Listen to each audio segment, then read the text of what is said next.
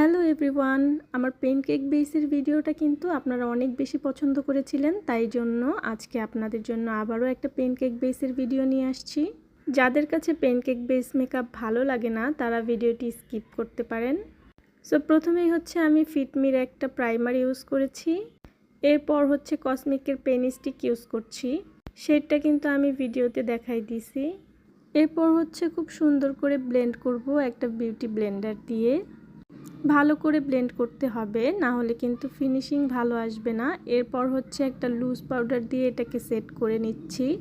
এই pancake base মেকআপটা এখন কিন্তু অত একটা চলে না, তারপরও কোন কোন আপুরা এখনও তোমাদের ক্লায়েন্টদের পেনকেক বেস মেকআপ করে থাকো আমাকে কমেন্ট করে জানাতে পারো। এরপর হচ্ছে একটা ফ্লাফি ব্রাশ দিয়ে এক্সট্রা পাউডারগুলো ঝেড়ে নিব। এরপর ইউজ করব হচ্ছে পেনকেক। আমি হচ্ছে কসমিকের একটা পেনকেক ইউজ করছি।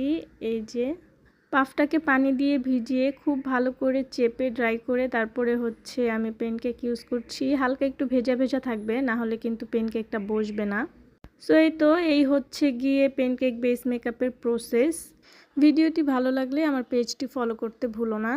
আর ভিডিওটি থেকে তোমাদের কোনো উপকার হয়ে থাকলে অবশ্যই আমাকে কমেন্ট করে জানিয়ে যেও। আল্লাহ হাফেজ।